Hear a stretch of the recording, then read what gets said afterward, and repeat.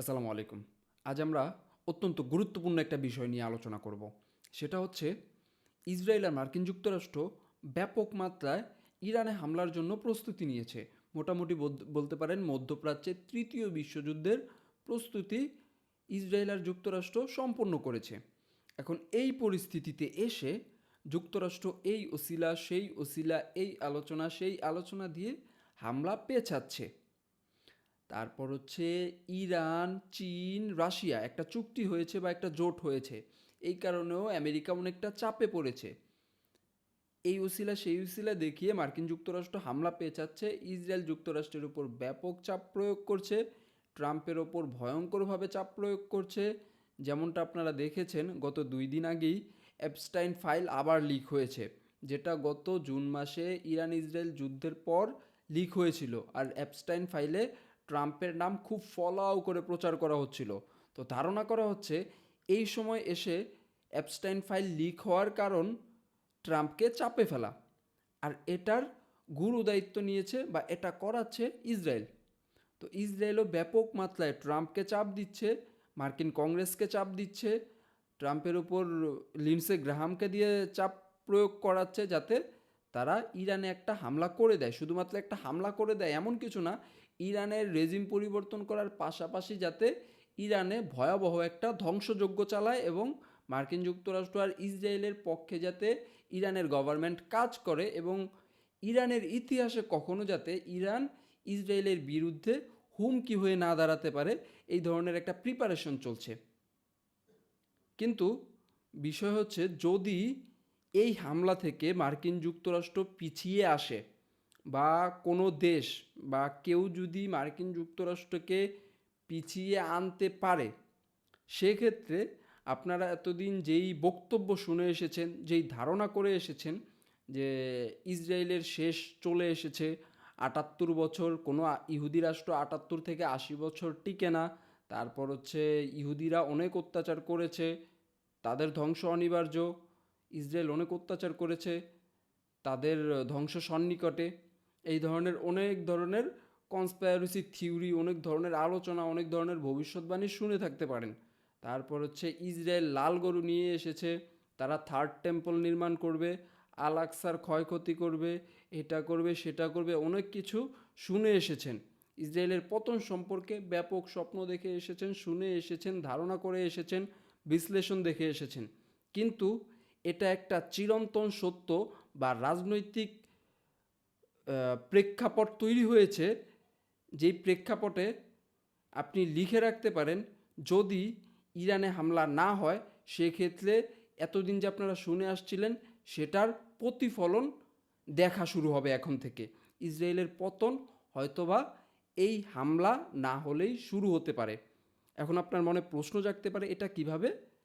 আমরা আজ এই বিষয় নিয়েই আলোচনা করব। প্রথমে ইরানে হামলার জন্য মার্কিন যুক্তরাষ্ট্র আর ইসরায়েল উঠে পড়ে কেন লেগেছে? উঠে পড়ে লাগার পেছনে মূল কারণ হচ্ছে ১৯৭৯ সালে যেই গভর্নমেন্ট ছিল, শাহ পরিবার ইরান কন্ট্রোল করত। ওই শাহ পরিবার ব্রিটিশ সরকারকে মোটামুটি তাদের তেল সম্পদ এবং অন্যান্য যা আছে সব কিছু দিয়ে খুশি রেখে দেন হচ্ছে তারা দেশ পরিচালনা করত। একটা সময় আসলো যখন হচ্ছে তারা ব্রিটিশদের বা ব্রিটেনকে ওই ধরনের খরচ, ওই ধরনের টাকা পয়সা, ওই ধরনের তেল দিতে পারছিল না, ব্রিটেনের বিরুদ্ধে যাচ্ছিল। ঠিক তখনই ব্রিটেন ওই গভর্নমেন্টকে পতন ঘটানোর জন্য আয়াতুল্লাহ খামেনিকে সামনে নিয়ে আসে বা ইসলামী বিপ্লবের একটা রাস্তা তৈরি করে। এই ব্রিটেন আর মার্কিন যুক্তরাষ্ট্রই ১৯৭৯-তে ইরানে ইসলামী বিপ্লবের সকল ধরনের কলকাঠি নাড়ে। এখন মোসাদ যেভাবে ইরানে ব্যাপক মাত্রায় বিচরণ করছে, তখন ব্রিটেন আর মার্কিন যুক্তরাষ্ট্রের গোয়েন্দা সংস্থা এতটা ভয়ঙ্করভাবে বিচরণ করে আন্দোলনগুলোকে ভয়াবহ করে তুলত। আর সেই ইসলামিক বিপ্লবের মাধ্যমেই ক্ষমতায় আসেন এই ইসলামিক প্রজাতন্ত্র বা তখন থেকেই ইরানের নামকরণ করা হয় ইসলামিক প্রজাতন্ত্র। তারা ভেবেছিল এই ইসলামিক প্রজাতন্ত্র বা আয়াতুল্লাহ খামেনির গভর্নমেন্ট ক্ষমতায় এসে তাদের সকল ধরনের চাহিদা পূরণ করবে, তাদের সব দাবি মেনে নিবে। কিন্তু তারা ক্ষমতায় আসার পর ঘটে ঠিক এর উল্টোটা। তারা ইমাম ভিত্তিক রাজনীতি শুরু করে। ইমাম ভিত্তিক রাজনীতি শুরু করার পরেই তাদের মূল এজেন্ডা হয় ইহুদি বিদ্বেষী বা ইহুদি বিরোধী, জায়নিজম বিরোধী বলতে পারেন। আর ইহুদিরা মনে করে জায়নিজম বিরোধী ইহুদি বিরোধী। জায়নিজম হচ্ছে একটা ধারণা বলতে পারেন। জায়নিজম বিরোধী মানে ইহুদি বিরোধী আপনি বলতে পারেন না। জায়নিজম হচ্ছে একটা ধারণা, যেই ধারণাকে মনে প্রাণে বিশ্বাস করে ইসরায়েল গভর্নমেন্ট, যেই ধারণাকে মনে প্রাণে বিশ্বাস করে মার্কিন যুক্তরাষ্ট্রের গভর্নমেন্ট, যেটাকে করেছে সম্পূর্ণরূপে ইসরায়েল। এখন সেই সময়ের পর থেকেই যেহেতু ইসরায়েলের সরাসরি এগেনস্টে একটা যুদ্ধ ঘোষণা করার মতো, এরপর থেকেই ইসরায়েল মার্কিন যুক্তরাষ্ট্রকে চাপ দিয়ে ইরানের উপর একটা হামলার চেষ্টা করে আসছে, যাতে ইরানের এই গভর্নমেন্ট ইসরায়েলের বিরুদ্ধে কোনো ধরনের হুমকি হয়ে না দাঁড়ায়। আরও একটা গুরুত্বপূর্ণ বিষয় হচ্ছে, মার্কিন যুক্তরাষ্ট্র মধ্যপ্রাচ্যে ধ্বংসযজ্ঞ চালিয়ে হলেও মোটামুটি যেই দেশগুলো আছে সেই দেশগুলোকে নিজের কন্ট্রোলে রেখেছে। ইরাকে, সিরিয়াতে, লিবিয়াতে হামলা করে নিজের কন্ট্রোলে এনেছে। সৌদি আরব, কাতার, সংযুক্ত আরব আমিরাত, ওমান, তারপর হচ্ছে বাহরাইন, কুয়েত, এই দেশগুলো মোটামুটি সৌদি আরবের হাত ধরে মার্কিন যুক্তরাষ্ট্রের পকেটে চলে যায় 1975 সালেই, যখন পেট্রো ডলারের চুক্তি হয়। এরপরে ইরাকের সাদ্দাম হোসাইন ইসরায়েলের বিরুদ্ধে ব্যাপক মাত্রায় কথাবার্তা বলে, আর এই সাদ্দাম হোসাইনই প্রথম তেল আভিভে মিসাইল হামলা করেছিল। এরপরেই সাদ্দাম হোসাইনের পতন অনিবার্য হয়ে যায়। আরও বিভিন্ন ধরনের কারণ আছে, মার্কিন যুক্তরাষ্ট্রের স্বার্থ জড়িত, তারপর হচ্ছে মার্কিন যুক্তরাষ্ট্রের সাথে নেগোসিয়েশন না করা জড়িত। তো এই জিনিসগুলো ইরান কখনোই করেনি। ইসলামিক বিপ্লব হওয়ার পরে তো একদমই করেনি। মার্কিন যুক্তরাষ্ট্রের স্বার্থ বিরোধী যা আছে সব কিছু করেছে। রাশিয়া চীনের সাথে সম্পর্ক গড়াটাও মার্কিন বিরোধী। তো এই কাজটাও ইরান ভয়ঙ্করভাবে করেছে। তো এটা করার পরে ইসরায়েল আর যুক্তরাষ্ট্র মোটামুটি বলতে পারেন গত 45 থেকে 46 বছর ধরে এই গভর্নমেন্টকে চেঞ্জ করতে চাচ্ছে, এই ইমাম ভিত্তিক ব্যবস্থাকে চেঞ্জ করতে চাচ্ছে, কিন্তু তারা এখনও চেঞ্জ করতে পারেনি।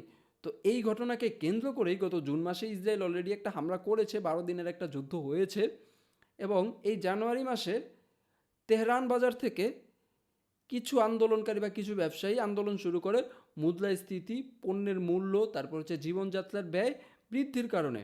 তো সেই আন্দোলন মাত্র 4 থেকে 5 জনের একটা আন্দোলন সারা দেশে প্রায় 18 থেকে 20টা প্রদেশে সরকার বিরোধী আন্দোলনের রূপ নেয় মাত্র 2 দিনের মধ্যে। আর ঠিক 9 থেকে 10 দিন পার হলেই দেখা যায় এটা ভয়াবহ সংঘর্ষের রূপ নেয়। মোটামুটি 3 থেকে 4 হাজার মানুষ নিহত হয়, প্রায় 200-র মতো 150 প্লাস এই নিরাপত্তা কর্মী নিহত হয়। এতটা ভয়াবহ পর্যায়ে চলে যায়। আর এটাকে কেন্দ্র করেই ট্রাম্প সরাসরি হুঁশিয়ারি দেয়, ইরানে ভয়াবহ হামলা করব আমরা, ইরানে ভয়াবহ হামলা করব, ইরানের জনগণকে আমাদের দরকার, ইরানের জনগণকে আমরা ভালোভাবে রাখতে চাই, ইরানের জনগণের অর্থনীতি আমরা রিকভার করতে চাই। ইরানের জনগণের অর্থনীতি তারা রিকভার করবে, কিন্তু ইরান এই ভুক্তভোগী বা ইরানের অর্থনীতি ভেঙে পড়ার পেছনে একমাত্র দায়ী মার্কিন যুক্তরাষ্ট্রের নিষেধাজ্ঞা। কিন্তু তারা এখন ইরানের জনগণের জন্য ব্যাপক মাত্রায় কাজ করবে, এই উসিলা দিয়ে ইরানের উপর হামলার সম্পূর্ণরূপে প্রিপারেশন নিয়ে নেয়। তারা মোটামুটি তাদের যেই ডিফেন্স ইকুইপমেন্ট ছিল এর চাইতে প্রায় কয়েকশো গুণ বৃদ্ধি করেছে মধ্যপ্রাচ্যে তাদের ডিফেন্স ইকুইপমেন্ট। যুদ্ধযান থেকে শুরু করে তাদের মিসাইল ডিফেন্স সিস্টেম সব কিছু, তারপর হচ্ছে তাদের রণতরী, তাদের ডেস্ট্রয়ার, তারপর হচ্ছে তাদের ব্যাপক মাত্রায় যুদ্ধ জাহাজ, তারপর সাবমেরিন, সব কিছু মধ্যপ্রাচ্যে টেনে নিয়ে এসেছে ইরানে, যাতে ভয়াবহ একটা হামলা করা যায়। আর ইসরায়েল আমেরিকার উপর ব্যাপক মাত্রায় চাপ সৃষ্টি করেছে এই হামলার জন্য। আর এই হামলায় মূল বাধাবারে বা মূল বাধা সৃষ্টি করে তুরস্ক আর সৌদি আরব। যেই সৌদি আরবকে কাজে লাগিয়ে, যেই সৌদি আরবকে ইরানের জুজু ভয় দেখিয়ে মার্কিন যুক্তরাষ্ট্র মধ্যপ্রাচ্যে একজন আরেকজনের শত্রু বানিয়ে রেখেছিল, বা সৌদি আরবকে দিয়েই মোটামুটি ইরানকে সাইজ করানোর একটা প্রিপারেশন নিয়েছিল, সৌদি আরবও মার্কিন যুক্তরাষ্ট্রের কথা ইরানকে সবচেয়ে বড় শত্রু মেনেছিল, সেই সৌদি আরব এখন মার্কিন যুক্তরাষ্ট্রকে বলছে, আমাদের ভূমি, আমাদের জলপথ, আমাদের আকাশ ব্যবহার করে তুমি ইরানে হামলা করতে পারবো না, তুমি ইরানে হামলা করতে পারবে না কোনোভাবেই, আমরা ইরানে হামলা চাই না, আমরা ইরানে শান্তি চাই। আর এর মধ্যে সৌদির প্রিন্স মোহাম্মদ বিন সালমান ইরানের প্রেসিডেন্ট আব্বাস আরাকচির সাথে ফোনে কথা বলে সরাসরি এই কথা বলে যে আমরা আমাদের ভূমি, আমাদের জলপথ, আমাদের আকাশসীমা মার্কিন যুক্তরাষ্ট্রকে ইরানে হামলায় ব্যবহার করতে দিব না।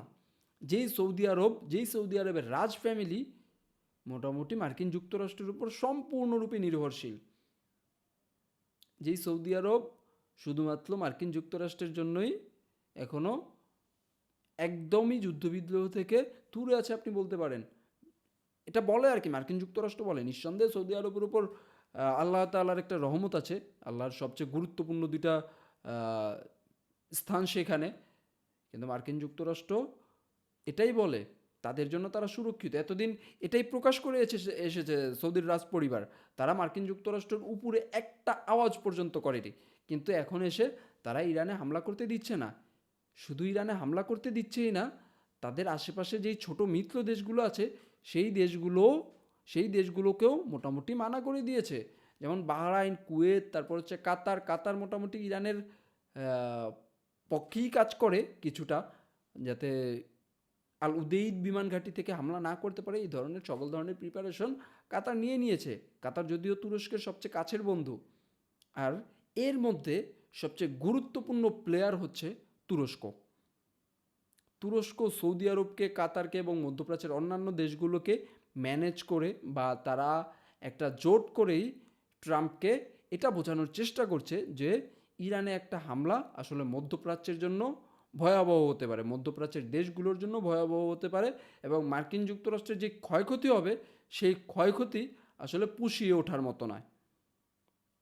এবং মার্কিন যুক্তরাষ্ট্র যদি হামলা করে ইরানে, মার্কিন যুক্তরাষ্ট্রের রণতরীয় ডুবে যেতে পারে, বা মার্কিন যুক্তরাষ্ট্রের রণতরীয় ইরান ডুবিয়ে দেওয়ার সক্ষমতা রাখে।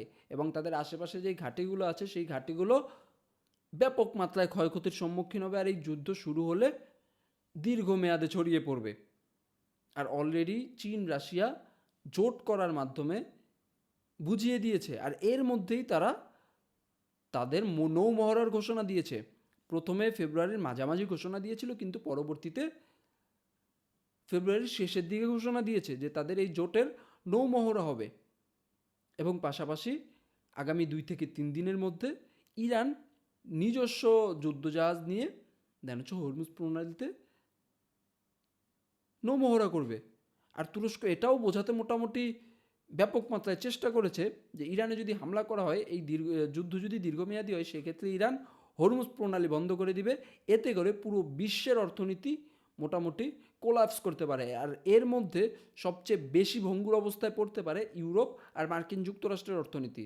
আর এরতে সবচেয়ে বেশি ক্ষতি হতে পারে ইউরোপের, কেননা ইউরোপের অর্থনীতি অলরেডি রাশিয়া থেকে তেল গ্যাস না নিতে পেরে ভঙ্গুর অবস্থায় আছে। আর রাশিয়া থেকে তেল গ্যাস না নেওয়ার পেছনেও মার্কিন যুক্তরাষ্ট্র ব্যাপক মাত্রায় কাজ করেছে। বড় ধরনের পরিকল্পনা করে ইউক্রেনে হামলা করিয়ে, ইউক্রেনের সাথে একটা কনফ্লিক্ট লাগিয়ে রাশিয়ার সাথে, এখন রাশিয়ার উপর ইউরোপকে দিয়ে নিষেধাজ্ঞা দিয়ে ইউরোপকে বলছে রাশিয়া থেকে কোনো তেল গ্যাস না নিয়ে তুমি আমার কাছ থেকে নাও, আমি দিচ্ছি, আমার কাছ থেকে নাও, আমার কাছ থেকে বেশি দামে নাও। এমন একটা পরিবেশ তৈরি করেছে যেখানে ছিলাম। তুরস্ক ব্যাপক মাত্রায় চেষ্টা করছে মার্কিন যুক্তরাষ্ট্রকে বোঝানোর জন্য। তাদের প্রতিনিধিও নিউ ইয়র্কে, ওয়াশিংটনে ব্যাপক মাত্রায় দৌড়ঝাঁপ করছে যাতে এই ধরনের হামলা না হয়। আর অলরেডি ট্রাম্প একবার ঘোষণা দিয়েই বলেছে, দাভোসে যখন বলল যে মার্কিন যুক্তরাষ্ট্র ইসরায়েলকে পৃথিবীর বুক থেকে নিশ্চিহ্ন করে দিবে, এর আগে একবার যুদ্ধ মোটামুটি থামিয়ে দেয়। মোটামুটি জানুয়ারির মাঝামাঝি সময়, প্রায় 18 থেকে 20 তারিখের মধ্যে তুরস্ক আর সৌদি আরব এই যুদ্ধকে পিছিয়ে নিতে সক্ষম হয়। আর এটা মোটামুটি ফ্ল্যাশ হয়ে যায় যে এই দুই দেশের জন্যই মার্কিন যুক্তরাষ্ট্র হামলা করেনি, হামলা থেকে পিছিয়ে গেছে। কিন্তু ট্রাম্প তখনও বলেছে ইরানে হামলা করবই, যে কোনোভাবে ইরানে হামলা করবই। কিন্তু এখনও হামলা হয়নি, মোটামুটি 1 মাস পার হয়ে যাচ্ছে। এই উসিলা দেখাচ্ছে, সেই উসিলা দেখাচ্ছে, কিন্তু হামলা করছে না। তারপর এখন শেষে এসে বলছে আমরা চুক্তি করব, একটা চুক্তিতে আসতে পারে ইরান। আর যদি চুক্তিতে না আসে, সেক্ষেত্রে ইরানে হামলা হবে। আর এই চুক্তির মধ্যস্থতাকারী কে? তুরস্ক। সৌদি আরব কাজ করছে, কিন্তু তুরস্ক মধ্যস্থতাকারী হিসেবে কাজ করার চেষ্টা করছে। তুরস্কের পররাষ্ট্রমন্ত্রী সরাসরি ইসরায়েলের বিরুদ্ধে কথা বলছে এবং ইরানের সাথে একটা নেগোসিয়েশন করে তাদেরকেও লাইনে আনার চেষ্টা করছে, মার্কিন যুক্তরাষ্ট্রকেও লাইনে আনার চেষ্টা করছে।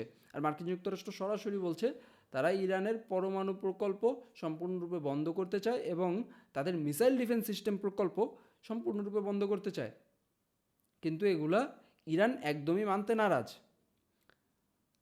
আর ইরানকে একটা টেবিলে এনে, মার্কিন যুক্তরাষ্ট্রকে একটা টেবিলে এনে একটা সমঝোতার চেষ্টা করছে কে? তুরস্ক।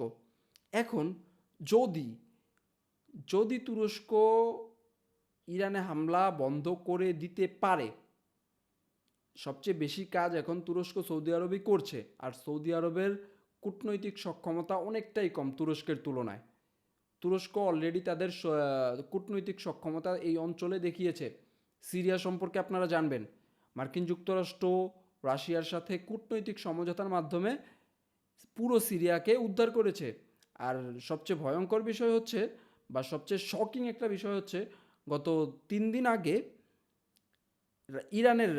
রাশিয়ার পররাষ্ট্রমন্ত্রী সার্গেই ল্যাভরভ বলছিল, আমরা এতদিন যেটা ভেবে আসছিলাম যে মার্কিন যুক্তরাষ্ট্রের সাথে তুরস্ক নেগোসিয়েশন করে সিরিয়াকে শান্ত করেছে বা সিরিয়ার একটা সমাধানে এসেছে, কিন্তু গত 2-3 দিন আগে সার্গেই ল্যাভরভ বলল যে তুরস্ক রাশিয়ার সাথে সম্পূর্ণরূপে যোগাযোগ রেখে প্রথম থেকে সিরিয়ায় কাজ করছে এবং আমরাও তুরস্ককে সমর্থন জানাচ্ছি, আমরা তুরস্কের সাথে কাজ করছি। শুধু এইটুকুই নয়, তিনি বলেছে আমরা তুরস্ককে কথা দিয়েছি যে বাশার আল আসাদ কখনোই কখনোই রাশিয়ায় থাকা অবস্থায় সে সিরিয়ার রাজনীতিতে হস্তক্ষেপ করতে পারবে না। এটা আমরা তুরস্ককে কথা দিয়েছি। যেখানে পুরো দুনিয়া ভাবছিল মার্কিন যুক্তরাষ্ট্র আর তুরস্ক একটা নেগোসিয়েশন করে সিরিয়াকে ঠান্ডা করেছে, পুরো সিরিয়াকে দখলমুক্ত করেছে, কিন্তু সেখানে সার্গেই ল্যাভরভ পুরো চ্যাপ্টারই পাল্টে দিল, পুরো ভিউই পাল্টে দিল বলতে পারেন এই এক বক্তব্যের মাধ্যমে। আর ইরানে হামলা নিয়ে যদি ধারণা করা হয় যে শুধুমাত্র রাশিয়ার চীনের একটা চুক্তি থামিয়ে দিতে পারে, এটা আসলে ভুল। কারণ হচ্ছে এর আগেও চীন রাশিয়া গোপনে ইরানকে সহায়তা দিয়েছে, কারণ হচ্ছে ইরান যতদিন দাঁড়িয়ে থাকবে চীন রাশিয়ার জন্য তত বেশি ভালো হবে, তত বেশি সুবিধা হবে। মার্কিন যুক্তরাষ্ট্র ইরানকে নিয়ে ব্যস্ত থাকবে, চীন রাশিয়া অলরেডি এটার ফয়দা পেয়েছে, তারা ব্যাপক মাত্রায় ফয়দা লুফে নিয়েছে, সেটা ইউজ করেছে।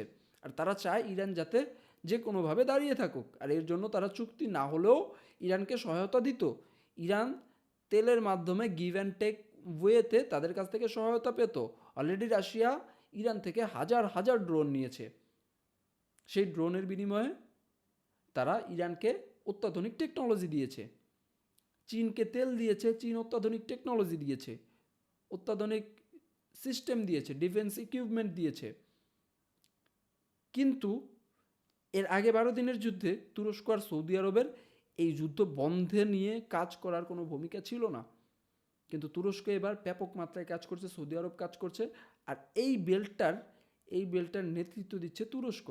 আপনারা জানবেন জ্যারেড কুশনার, স্টিভ উইটকফও এই বেল্টে কাজ করে বা তুরস্কের হয়ে, সৌদি আরবের হয়ে এই যুদ্ধ বন্ধ করানোর ব্যাপক চেষ্টা করছে। কিন্তু মার্কিন যুক্তরাষ্ট্রের পররাষ্ট্রমন্ত্রী এবং কংগ্রেসম্যান লিন্ডসে গ্রাহাম ট্রাম্পের উপর চাপ সৃষ্টি করছে যাতে ইরানে হামলা করা হয়। কিন্তু তুরস্ক মধ্যস্থতাকারী হিসেবে কাজ করে ইরানের পররাষ্ট্রমন্ত্রীর সাথে অলরেডি গতকালকে একটা বৈঠক করেছে তুরস্কের পররাষ্ট্রমন্ত্রী। তুরস্ক চাইছে এই দুই দেশকে এক টেবিলে বসিয়ে একটা সমঝোতায় আসতে। আর মূল কথা যেটা, সেইটা হচ্ছে তুরস্ক যদি এই সমস্যার সমাধান করতে পারে বা ইরানে হামলা বন্ধ করতে পারে, সেক্ষেত্রে আপনি লিখে রাখতে পারেন ইরানের পতন শুরু হয়ে গেছে, ইসরায়েলের পতন শুরু হয়ে গেছে এবং এই পতনের মূল কারিগর তুরস্ক।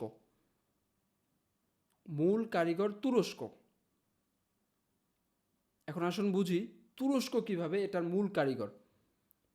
প্রথমত হচ্ছে মধ্যপ্রাচ্যে ইসরায়েল আর মার্কিন যুক্তরাষ্ট্র পরে, এখন প্রথমে আসে ইসরায়েল। ইসরায়েলের সবচেয়ে বড় শত্রু বা কথা না শোনে কে? সেটা হচ্ছে ইরান। আর ইসরায়েল মার্কিন যুক্তরাষ্ট্রের উপর পৃথিবীর সব দেশের চাইতে বেশি প্রভাব বিস্তার করতে পারে। মোটামুটি মার্কিন যুক্তরাষ্ট্রকে গিলে খাওয়ার মতো একটা সক্ষমতা রাখে ইসরায়েল। এমন একটা পরিবেশ বা এমন একটা সিচুয়েশন ইসরায়েল তৈরি করেছে, করিয়ে কয়েকবার দেখিয়েছে, বা মার্কিন যুক্তরাষ্ট্র ইসরায়েলের কথায় অনেক কিছু করেছে। গত 12 দিনের যুদ্ধ কোনো কারণ ছাড়া মার্কিন যুক্তরাষ্ট্র দাপ করে তাদের B2 বোমারু বিমান থেকে 6টি বোমা ফেলে দিল। 6টা বোমার দাম প্রায় $3 বিলিয়ন। এর পাশাপাশি টমাহক মিসাইল ব্যবহার করেছে। একটা টমাহক মিসাইল $multi-million। তো বলা যায় মোটামুটি $4 থেকে $5 বিলিয়ন এক রাতে খরচ করে ফেলেছে ইসরায়েলের কথায়, বোমারু বিমান দিয়ে হামলা করে। তো সেইখানে যদি তুরস্ক এটা করতে সক্ষম হয়, সেক্ষেত্রে আমরা কয়েক জায়গায় দেখেছি যে তুরস্ক ইসরায়েলের মোটামুটি চাপাচাপিতে তুরস্ক অনেকটাই ইসরায়েলকে কোণঠাসা করতে সক্ষম হয়েছে। যেমন গাজা ডিল, তারপর সিরিয়া, এই দুইটা বিষয়ে আমরা একদম প্রকাশ্যে দেখেছি। এবং সোমালিল্যান্ডে এখনও মার্কিন যুক্তরাষ্ট্র কথা না বলার পেছনে কাজ করছে তুরস্ক। আর এটা যদি হয়ে যায় যে মার্কিন যুক্তরাষ্ট্র ইরানে হামলা করছে না, হামলা থেকে পিছিয়ে এসেছে, আর এটা আটকানোর পেছনে মূল কাজ করেছে তুরস্ক এবং সৌদি আরব, সেক্ষেত্রে তুরস্ক এই মধ্যপ্রাচ্যে তাদের কূটনৈতিক সবচেয়ে বড় সফলতা অর্জন করবে। কেননা তুরস্ক এখন মোটামুটি মধ্যপ্রাচ্যের একটা আঞ্চলিক শক্তিতে পরিণত হয়েছে। সিরিয়া থেকে শুরু করে লিবিয়া, লিবিয়া থেকে শুরু করে সোমালিয়া, সোমালিয়া থেকে শুরু করে সুদান, আফ্রিকার দেশ সুদানেও মার্কিন যুক্তরাষ্ট্রের ব্যাপক প্রভাব। সুদানের সেনাপ্রধান গত 4-5 দিন আগে তুরস্ক সফর করেছিল। তুরস্ক সফরকালে তিনি প্রেসিডেন্ট রিসেপ তাইয়িপ এরদোয়ানের সাথে যখন দেখা করছিল, সেখানে তিনি একটা সংবাদ সম্মেলনে সরাসরি বলছিল যে আমাদের মানুষের এখন যেই বেহাল, আমাদের মানুষের এখন যেই দুর্দশা, আমাদের মানুষকে যেভাবে হত্যা করা হচ্ছে RSF দ্বারা, আমাদের মানুষ যেভাবে না খেয়ে মরছে, এই অবস্থায় আমাদের প্রথম ভরসা আল্লাহ তাআলা এবং সেকেন্ড ভরসা তুরস্ক। একটা দেশ আরেকটা দেশকে কি পরিমাণ সাপোর্ট দিলে এই ধরনের কথা বলতে পারে যে আমার প্রথম ভরসা আল্লাহ তাআলা, আমাদের প্রথম ভরসা আল্লাহ তাআলা এবং পরবর্তী ভরসা তুরস্ক। একটা দেশ আরেকটা দেশের উপর কি পরিমাণ ভরসা রাখতে পারলে এই ধরনের কথা বলে। তো তুরস্ক সবখানেই মার্কিন যুক্তরাষ্ট্রের সাথে একটা নেগোসিয়েশনে এসে সমাধান করেছে। সবচেয়ে বড় সমাধান করেছে সিরিয়া নিয়ে। সিরিয়ার প্রায় 45% থেকে 50% SDF PKK কুর্দিদের দখলে ছিল। সেটা মাত্র 3 দিনের মধ্যে, মাত্র 72 ঘন্টার মধ্যে পুরো অঞ্চল দখল করে নিয়েছে। এখন জাস্ট একটা অঞ্চল দখলে আছে, আল আসাকা বোধহয় জায়গাটার নাম। সেই অঞ্চলও মোটামুটি SDF ছেড়ে দেওয়ার পরিকল্পনা করেছে বা সরকারের অধীনস্থ হওয়ার পরিকল্পনা করেছে, কিন্তু তারা স্বায়ত্তশাসন চাচ্ছে আর কি। তো এটার একটা ডিলও হয়ে গেছে। আর সেকেন্ড গাজা ডিল। যেই গাজা চুক্তিতে বা পিস অফ বোর্ডে, শেষে পিস অফ বোর্ড ঘোষণা করেছে ট্রাম্প। পিস অফ বোর্ডে ইসরায়েল ব্যাপক মাত্রায় চেষ্টা করেছে যাতে তুরস্কের আর কাতারের অংশগ্রহণ না থাকে। নেতানিয়াহু সরাসরি বলেছে এই বোর্ডে যদি কাতার ও তুরস্ক থাকে আমরা থাকবো না, এবং স্ট্যাবিলাইজেশন ফোর্সে যদি তুরস্কের সেনাবাহিনী থাকে, কাতারের সেনাবাহিনী থাকে, আমরা এটা মানব না। ট্রাম্প সেই কথাকে উপেক্ষা করে পিস অফ বোর্ডে এরদোয়ানকে এবং কাতারের আমিরকে একত্রিত করেছে। তাদেরকে মোটামুটি ইনভাইট দিয়ে গুরুত্বপূর্ণ সদস্য হিসেবে ইনক্লুড করিয়েছে। এমন একটা পরিবেশ পরবর্তীতে ইসরায়েল হাতে পাওয়ার পরে, সেই ডকুমেন্টস বা পিস অফ বোর্ডের মেম্বারদের লিস্ট হাতে পাওয়ার পরে তারা বলছে আমরা জানতাম না এই বিষয়ে যে তুরস্ক কাতারকে এখানে নেওয়া হয়েছে। এরপরেই নেতানিয়াহু নিজেকে সেই বোর্ড থেকে প্রত্যাহার করে নেয়। যেখানে ট্রাম্পকে বলা হয় মার্কিন যুক্তরাষ্ট্রের ইতিহাসে সবচেয়ে বেশি ইহুদিপন্থী একজন প্রেসিডেন্ট। তিনি একটা বক্তব্যে, যে 2025 ক্ষমতায় আসার পরে একটা বক্তব্যে বলেছিল মাসখানিক আগে যে আমি ইসরায়েলের জন্য, আমি ইহুদিদের জন্য এত বেশি কিছু করেছি যে আমি হাতে করে একটা ফাইল নিয়ে এসেছি যাতে এটার লিস্ট আমি আপনাদের বলতে পারি। এই ধরনের প্রেসিডেন্ট। ঠিক সেইখানেই একজন বিজনেসম্যান সরাসরি বলেছিল মার্কিন প্রেসিডেন্ট ডোনাল্ড ট্রাম্প হচ্ছে মার্কিন যুক্তরাষ্ট্রের প্রথম ইহুদি প্রেসিডেন্ট, সে হচ্ছে এই কাজ করেছে। তাহলে আপনি বুঝতে পারেন তুরস্কের কূটনৈতিক সক্ষমতা কোথায় পৌঁছে গিয়েছে মধ্যপ্রাচ্যে। এবং স্ট্যাবিলাইজেশন ফোর্সে ইসরায়েল সরাসরি বলেছে তুরস্ক থাকতে পারবে না। ট্রাম্প বলেছে থাকতে পারবে না, ইটস ওকে, ও তোমার গাজায় ঢুকবে না, ও হচ্ছে জর্ডান থেকে, এখান থেকে পর্যালোচনা করবে এবং সব কিছু ম্যানেজ করবে তুরস্কের সেনাবাহিনী। পাশাপাশি কাতারের সেনাবাহিনী সেখানে ঢুকতে পারবে, মিশরের সেনাবাহিনী ঢুকতে পারবে। তো এখন জর্ডানে নেওয়া হয়েছে, হয়তো বা কিছুদিন পরে বলবে যে না, গাজায় হচ্ছে না, গাজায় ঢুকতে দিতে হবে, গাজায় ঢুকতে হবে তুরস্কের সেনাবাহিনী, যেটা সম্পূর্ণরূপে ইসরায়েল চায় না। ইসরায়েল কোনোভাবেই চায় না তাদের আশেপাশে তুরস্কের সেনাবাহিনী থাকুক। সেটাকে উপেক্ষা করে ট্রাম্প এই ধরনের একটা প্রস্তুতি নিয়েছে। তো তুরস্ক যদি ইরানের যুদ্ধ বন্ধ করতে পারে, সেক্ষেত্রে সে চেষ্টা করবে যাতে আল আকসা তুরস্কের নেতৃত্বে বা তুরস্কের দখলে থাকে। কেননা সৌদি আরব এখন অলিখিতভাবে মুসলিম বিশ্বের নেতা।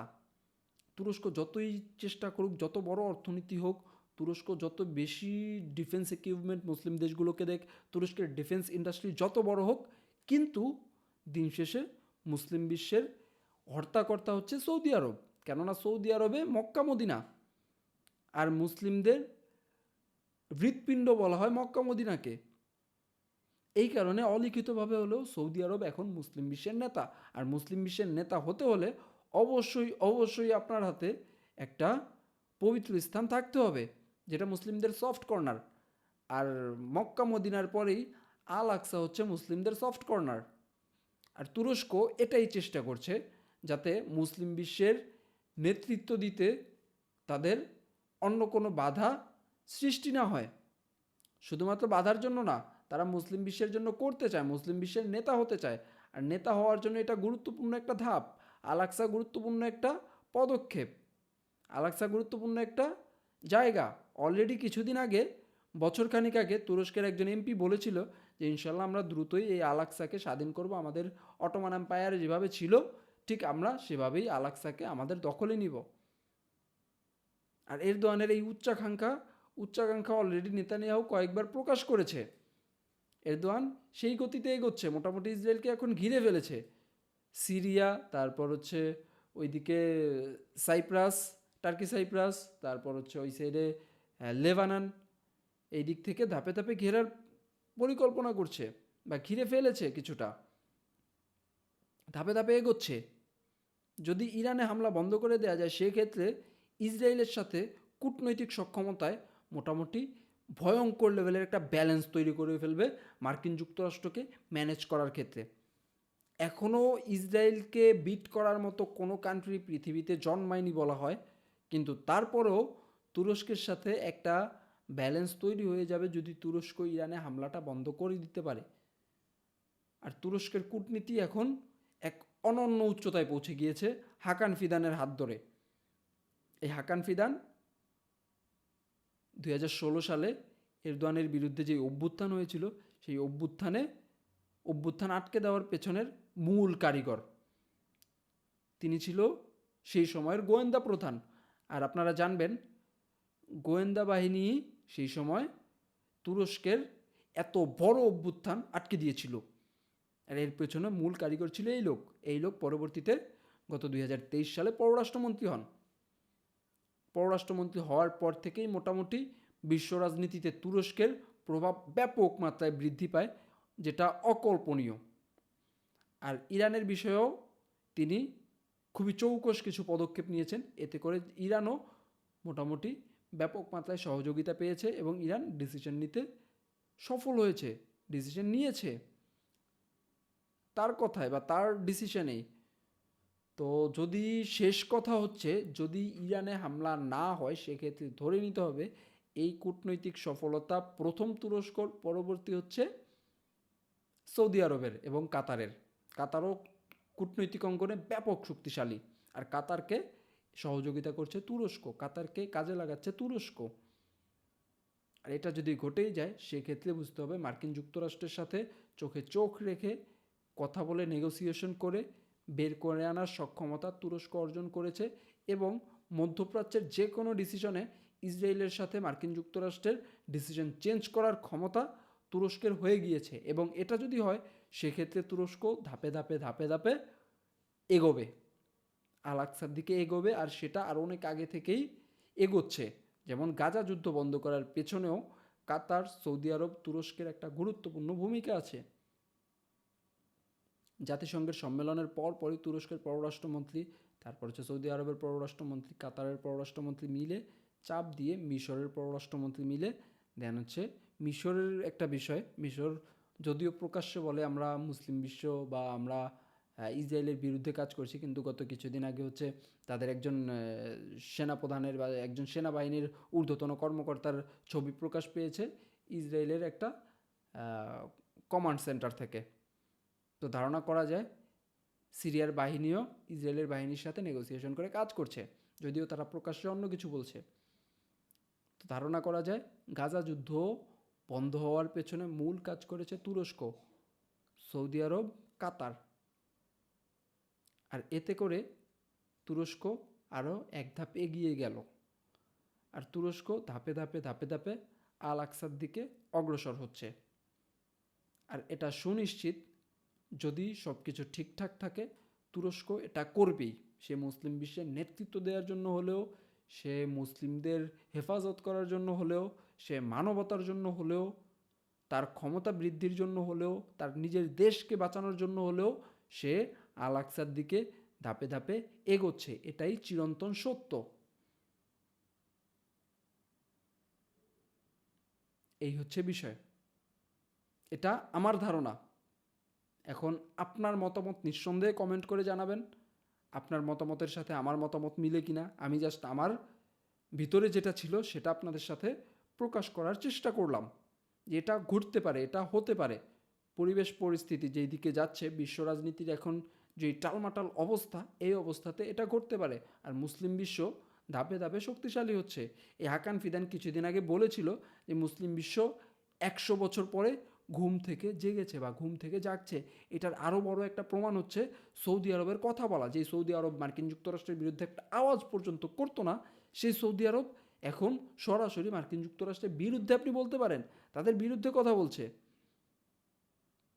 হ্যাঁ, এটা মার্কিন যুক্তরাষ্ট্রেরও একটা পরিকল্পনা হতে পারে যে আমার কাছে আছে, কাছে ঘাঁটিতে যাতে হামলা না হয়, আমি এই কারণে এই দেশগুলো থেকে হামলা করব না, আমি দূর থেকে হামলা করব, জর্ডান থেকে হামলা করব, দিয়াগো গার্সিয়া থেকে হামলা করব, ইসরায়েল থেকে হামলা করব, হামলা করে দেন হচ্ছে এই দেশগুলো থেকে হচ্ছে যেই অয়েল ট্যাঙ্কারগুলো আছে, অয়েল ট্যাঙ্কারগুলো উড়ে হচ্ছে আমাকে অয়েল দিবে, দিয়ে আবার নেমে যাবে, দেন হচ্ছে আমি ওদিকে চলে যাব।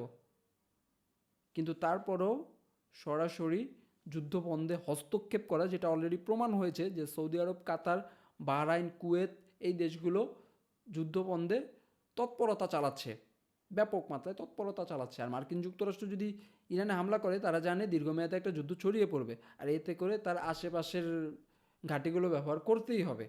সে দিয়াগো গার্সিয়া থেকে, জর্ডান থেকে উড়ে এসে দীর্ঘমেয়াদী যুদ্ধ পরিচালনা করতে পারবে না। তো ধারণা করা যায় সৌদি আরব কথা বলা শিখে গেছে, সৌদি আরব কথা বলতে চাচ্ছে। এটাই হচ্ছে সবচেয়ে বড় প্রমাণ যে মার্কিন যুক্তরাষ্ট্র এতদিন যে দাবিয়ে রেখেছিল পুরো মুসলিম বিশ্বকে, সেটা থেকে মুসলিম বিশ্ব এখন ধাপে ধাপে বের হচ্ছে, এখন কথা বলতে শিখছে। এমন একটা পরিবেশ। অবশ্যই আপনার মতামত কমেন্টে জানাবেন। তাহলে আজ রাখছি এখানেই। ভালো থাকবেন, সুস্থ থাকবেন। লাইক অ্যান্ড সাবস্ক্রাইব করে অবশ্যই বেল আইকন ক্লিক করে রাখবেন, যাতে ভিডিও আসলেই নোটিফিকেশন পেয়ে যান। আসসালামু আলাইকুম।